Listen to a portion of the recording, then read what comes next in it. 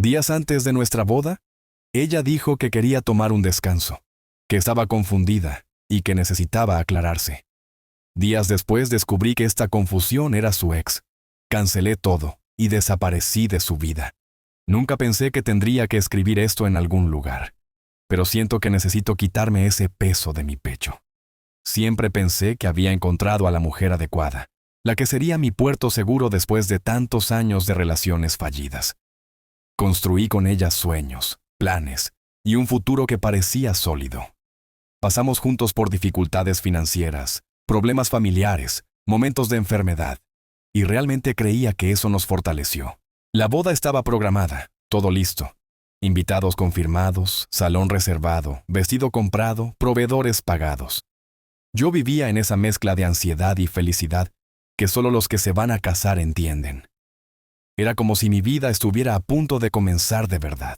Hasta que, unos días antes de la cita, me llamó para hablar. Recuerdo como si fuera ayer. Su voz temblorosa, sus manos inquietas, ese aire pesado en el ambiente.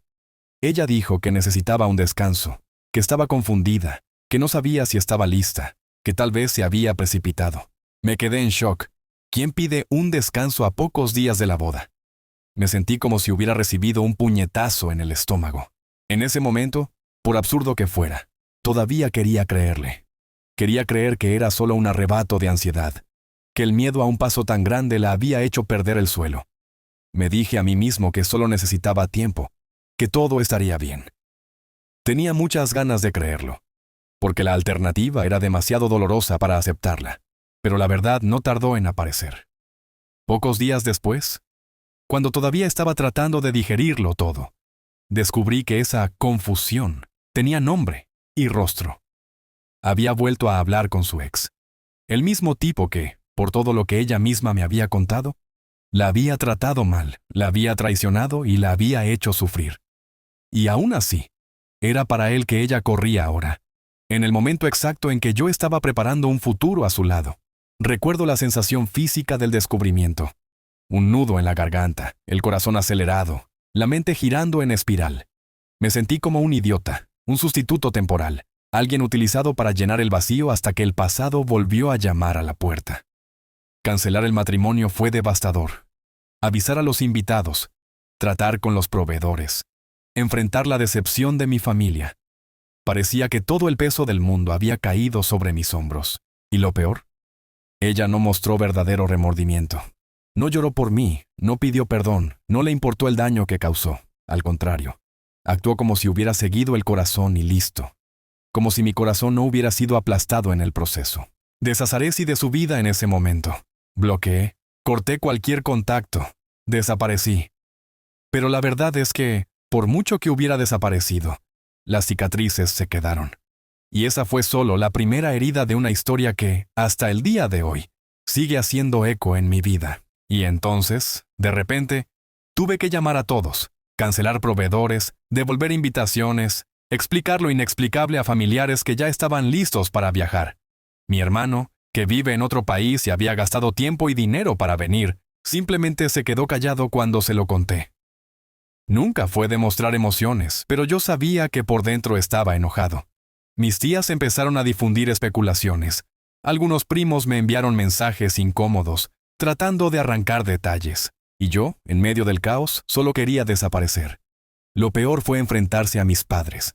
La mirada de mi padre mezclaba ira y decepción. No se enfadó conmigo, sino con la situación. Dijo pocas palabras. Hijo, la venganza nunca trae paz. Lo guardé en mi memoria, pero en ese momento esas palabras no tenían sentido. Porque, para mí, no se trataba de venganza. Se trataba de justicia. Mientras yo intentaba recomponerme, ella reapareció en las redes sociales como si no hubiera pasado absolutamente nada. Publicaba fotos sonriendo, salía a nuevos lugares, mostraba felicidad al lado del mismo hombre que había arruinado nuestro matrimonio. Y, como si fuera una cruel ironía, algunos de mi familia todavía la seguían y lo veían todo. Me enviaron impresiones, como si quisieran avisarme, como si ya no lo supiera. Mi familia estaba herida, estaba herido. Y ella vivió su vida como si hubiera tomado la decisión más natural del mundo. Esa fue la parte que me corroyó por dentro. Podía aceptar que alguien dejara de amarme, pero no podía aceptar que todo hubiera sido tratado con tanta frialdad, como si yo fuera desechable. Con cada foto que veía, con cada comentario que me llegaba, la llama de la ira crecía. No quería simplemente olvidar, no solo quería seguir adelante, quería que ella sintiera de alguna manera el mismo dolor que mi familia y yo estábamos sintiendo. Fue en ese momento cuando la idea de justicia silenciosa comenzó a germinar. No sabía exactamente cómo lo haría, pero sabía que un día ella pagaría por todo. No con las manos levantadas en odio, sino con el peso de la verdad que guardé en silencio. Si perder a la mujer que amaba ya era un golpe insoportable, tener que enfrentar la reacción de mi familia fue como echar sal a la herida abierta. No solo estaba destrozado por dentro, también estaba avergonzado. La boda no era solo mía, era un evento que involucraba a decenas de personas, expectativas, esfuerzos, ahorros y sueños compartidos. Mis padres se habían sacrificado para ayudar con los gastos. Mi padre, ya jubilado, había renunciado a parte de los ahorros para pagar el buffet. Mi madre se había asegurado de involucrarse en cada detalle, desde la elección de las flores hasta las invitaciones. Ella dijo que ese sería el día más feliz de mi vida, y en secreto, creo que para ella también. Después de los primeros días de conmoción, vergüenza y silencio absoluto, me di cuenta de que lo que me quedaba era el control, o al menos su ilusión. Si no podía tener lo que había planeado, si mi vida no había seguido el guión que imaginaba, entonces podría, al menos, elegir cómo terminaría esa historia para ella. No con gritos, no con enfrentamientos públicos, sino con algo más peligroso, la verdad en manos de quien importaba. Al principio todo era pequeño, casi imperceptible. Revisé viejas conversaciones en el teléfono, busqué mensajes guardados, recuperé capturas de pantalla que ella pensó que había borrado. Encontré fechas cambiadas, horarios que no coincidían, excusas repetidas en patrones que antes había justificado como momentos de estrés. Cada fragmento parecía una astilla que, cuando se unía, formaba un espejo. Un espejo que reflejaba lo que ya sospechaba. No era solo una pausa tomada por la angustia. Había una elección consciente, repetida y disimulada. También había terceros, amigos en común, compañeros de trabajo que, sin saber el peso que llevaban, dejaban escapar información en publicaciones públicas o en comentarios descuidados.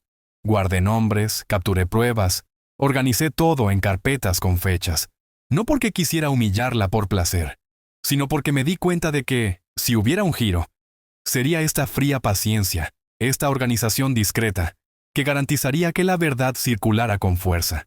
Las noches en vela servían para dos cosas: reorganizar mis ideas y planificar movimientos que parecieran naturales. No quería manipular inventando mentiras. Eso sería rebajarme a lo que creía que ella era. Pero quería que la realidad, cuando se exponía, fuera imposible de negar. Y para que eso sucediera, necesitaba que las piezas encajaran solas, para que nadie pudiera apuntar a un conspirador obvio. Había una batalla interna constante. Parte de mí se preguntaba si eso me hacía peor que ella. ¿Me estaba convirtiendo en el mismo tipo de persona que tanto había despreciado? Estas preguntas iban y venían, pero siempre estaban ahogadas por otra certeza. La humillación de mi familia y el sentimiento de traición eran reales, y fingir que no había pasado nada era algo que no podía hacer. Quería, más que venganza, reparación, que para mí tenía forma de reconocimiento público de la verdad, no de espectáculo. Existía el riesgo de aparecer como vengativo, y lo sabía. Por eso cada movimiento fue diseñado para parecer el resultado de coincidencias o recuerdos que reaparecieron por sí solos. En lugar de crear escándalo, dejé que la curiosidad hiciera el trabajo sucio. Las personas suelen llenar huecos con el peor de los casos cuando ven patrones. Acabo de dejar los patrones a la vista. El efecto no fue instantáneo, pero fue inevitable. Pequeñas desconfianzas comenzaron a surgir en las fiestas familiares, en almuerzos a los que ni siquiera necesitaba asistir. Las conversaciones que antes giraban en torno a banalidades comenzaron a tener un silencio repentino cuando su nombre salía a la SAURE. Alguien cuestionó una fecha. Otro comentó algo sobre una contradicción en un post antiguo. La imagen perfecta que había construido presentaba una pequeña grieta, y a partir de allí se propagaron otras grietas.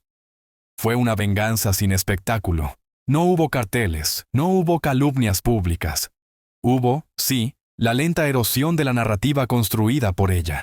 Y cada vez que una persona que la defendía se daba cuenta de un defecto, sentía menos rabia y más una extraña sensación de justicia corregida.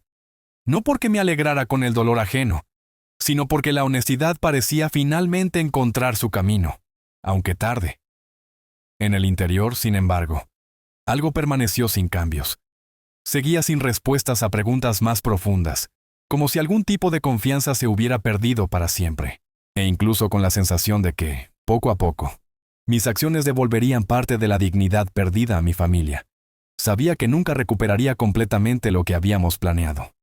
La ciudad podía empezar a susurrar, la opinión pública podía vacilar a favor o en contra, pero había algo que el tiempo no devolvería. El matrimonio que no ocurrió, los momentos que no viviríamos. Así que empecé a plantar verdades en lugares donde las mentiras no podían sobrevivir. Envié, en silencio, mensajes privados a algunos de sus familiares, sin insultos, sin acusaciones vacías, solo pruebas acompañadas de preguntas que los llevaran a reflexionar. No era mi intención causar peleas innecesarias. Era solo dejar que la verdad se insinuara en conversaciones ya existentes, que la incomodidad llegara a las personas que habían aceptado la versión educada y formateada de ella. También me puse en contacto, con cuidado, con un amigo común que siempre fue justo y reservado, pidiéndole que revisara ciertos recuerdos sin revelar que yo estaba detrás de la solicitud. La idea era simple: permitir que otras voces comenzaran a cuestionar. Pasó el tiempo. Seguí mi vida en el silencio que había elegido para mí. Trabajé, reconstruí rutinas, aprendí a vivir con las miradas de lástima y con las preguntas que nunca quise responder. Poco a poco, la gente dejó de preguntar por el matrimonio y, de alguna manera, volví a ser solo yo, no el hombre abandonado en el altar. Fue en este proceso que aprendí una amarga lección. El dolor no desaparece, sino que cambia de forma. Al principio, era como una herida abierta, palpitante. Luego, se convirtió en una cicatriz que llevaba escondida, pero que de vez en cuando ardía. No esperaba más noticias de ella, y mucho menos ningún contacto. Para mí, ella había dejado de existir. Hasta que un día, años después, recibí un mensaje inesperado. Su nombre apareció en la pantalla del móvil como un fantasma, trayendo de vuelta sensaciones que pensé que había enterrado. Lo leí y releí antes de responder, de hecho, antes de siquiera decidir si respondería. No había excusas en el texto. No había una petición sincera de perdón, solo una frase. ¿Podemos hablar? Mi primer impulso fue reír, no de felicidad, sino de incredulidad. ¿Hablar? Después de todo, después de haberme arrebatado la dignidad, de haber destruido a mi familia en público, de haber corrido a los brazos del hombre que supuestamente la hacía sufrir. Curioso, no respondí de inmediato. Investigué discretamente. Descubrí que su vida con su ex, ahora actual de nuevo, se había convertido en un ciclo de traiciones y reconciliaciones. Fotos borradas y republicadas, declaraciones apasionadas seguidas de un prolongado silencio. Era el retrato perfecto de la inestabilidad. Ella estaba viviendo el mismo infierno que decía que quería huir cuando estaba conmigo. Irónicamente, parecía buscar en mí algún tipo de refugio. Como si, después de todo, yo fuera la única persona capaz de ofrecer un terreno firme. La misma persona que había descartado como si nada. Parte de mí sintió un sabor amargo de satisfacción. No por verla sufrir, sino por darme cuenta de la ironía. El tiempo había hecho justicia de una manera que yo nunca podría planificar. Ella estaba cosechando exactamente lo que había sembrado. Y, por muy cruel que sonara, había en mí una sensación de equilibrio, como si el universo hubiera devuelto, aunque tarde, el peso de sus elecciones. La última noche que revisé carpetas e impresiones fue la noche en que decidí que no buscaría humillación pública directa. Entendí que mi arma más poderosa era el silencio calculado y la verdad organizada. Fue una venganza fría, casi profesional, un proceso que dependía más de la paciencia que de la ira. Y esa frialdad, mezclada con dolor, me convirtió en alguien que no reconocía del todo, pero que, en ese momento, sentía que era necesario para que la historia tuviera un final diferente al que aparentemente había deseado. Pero, al mismo tiempo, otra parte de mí se preguntaba, ¿qué ganaría con este mensaje? No quería volver, no quería ser el puerto seguro después de haber sido descartado. Pero tampoco podía negar que algo en mí quería escuchar las palabras que nunca llegaron. Tal vez una disculpa, tal vez una admisión de culpa. No respondí. Al menos no en ese momento. Porque el simple hecho de que ella extendiera la mano, después de tanto tiempo, ya era en sí mismo un giro. No tuve que moverme. No tuve que diseñar nada. La vida simplemente había cerrado el círculo por sí misma. Actualización. Hoy escribo esta actualización porque, de vez en cuando, todavía recibo mensajes de amigos en común preguntando si he visto lo que ha estado publicando. Confieso que, la mayoría de las veces, ni siquiera me importa mirar. Pero ayer, por curiosidad o destino, hice clic en uno de los enlaces que me enviaron. Ella había publicado un largo texto en las redes sociales. Hablaba de renacer de las cenizas, de superar el dolor de haber confiado en la persona equivocada, de no renunciar al amor incluso cuando el corazón es traicionado. Leía eso y parecía estar leyendo un teatro ensayado, un intento de convencer a los demás y a sí misma de que era víctima del destino. Lo que me llamó la atención no fue el texto en sí, sino los comentarios. Ya no existía la avalancha de apoyo incondicional de hace años. La gente era fría, distante, algunas incluso irónicas. Uno u otro comentario insinuaba que la vida cobra, o que nadie engaña a todo el mundo para siempre. Allí me di cuenta, con absoluta claridad, de que la imagen perfecta que tanto había cultivado ya no existía. ¿Y yo? Sigo adelante. Reconstruí mi carrera, restauré la confianza de mi familia y, algo que nunca pensé que diría, encontré a alguien que realmente me valora. Alguien que no necesita fachada, historias inventadas, juegos. Alguien que está conmigo no por conveniencia, sino porque quiere estar. Todavía llevo cicatrices, no voy a mentir. Lo que sucedió moldeó lo que soy hoy, para bien y para mal. Pero, mirando hacia atrás, me doy cuenta de que la venganza que tanto deseaba nunca tuvo que ser planificada hasta el final. Basta con dar el primer paso y dejar que el tiempo haga el resto. Hoy, la mayor victoria que tengo no es ver su caída, sino darme cuenta de que me levanté, que, a pesar de todo, no me quedé atrapado en esa versión de mí mismo, el novio abandonado. Ahora soy alguien que sobrevivió, que aprendió, que creció.